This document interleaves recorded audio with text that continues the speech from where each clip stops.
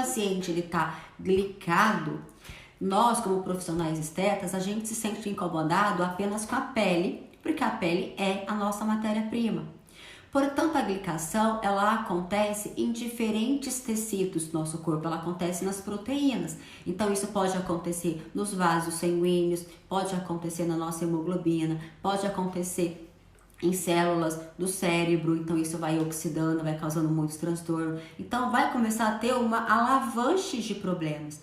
E o nosso corpo, na tentativa de combater, de anemizar esses transtornos, ele responde inflamando.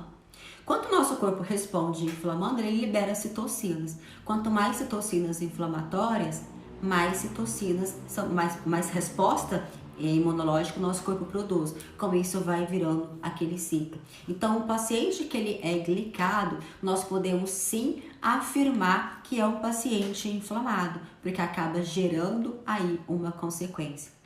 O que causa essa glicação?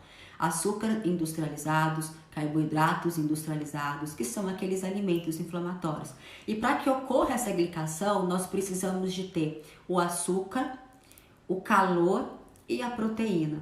O nosso corpo é quente, nós temos uma temperatura de 37 e um pouquinho, ou seja, isso deixa o ambiente favorecido para que ocorra essa reação de caramelização, que ela até anotei o nome aqui de Maillard, que eu até esqueço esse nome.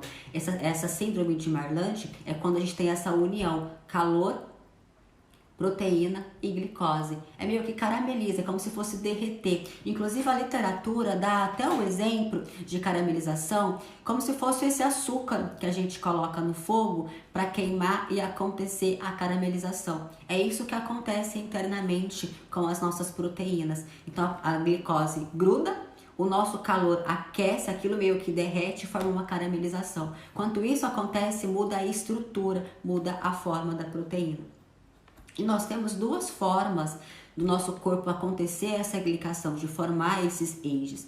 A primeira forma dela é endógena. Endógena é quando a gente se alimenta aí de alimentos riquíssimos em açúcares brancos, açúcares industrializados, e esse açúcar cai aí na corrente sanguínea e vai virando aí esse processo de caramelização. A segunda forma é exógeno, é quando a gente come o alimento já contendo o AGE, e isso é muito comum.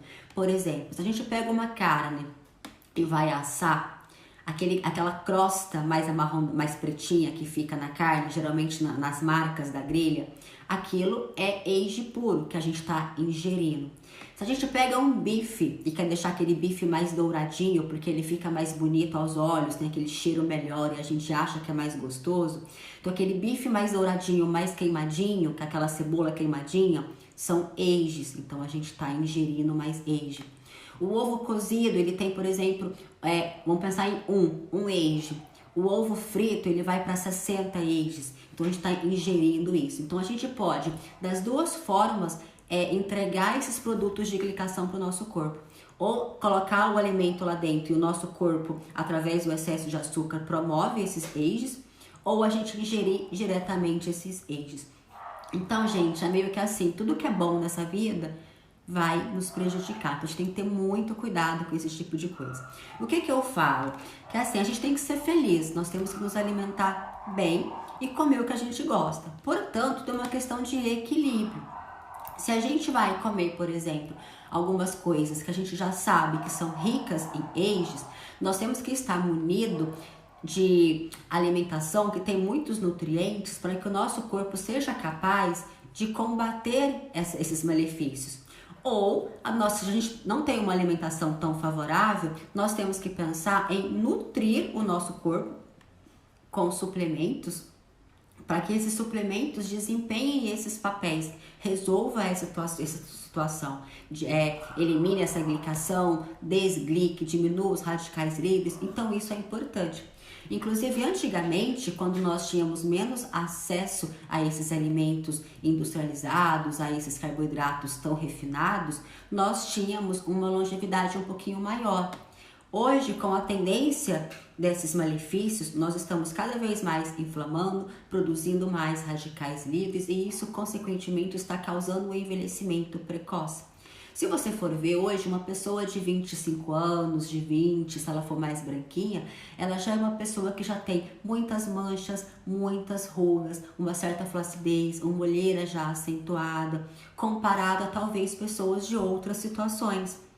Isso é por causa desse excesso. Então, os fatores intrínsecos, né, são fatores que realmente podem sim acelerar o nosso envelhecimento, e isso é justificado por causa da formação desses ages, consequentemente por causa da inflamação e a formação dos radicais livres que causa aí esse estresse oxidativo.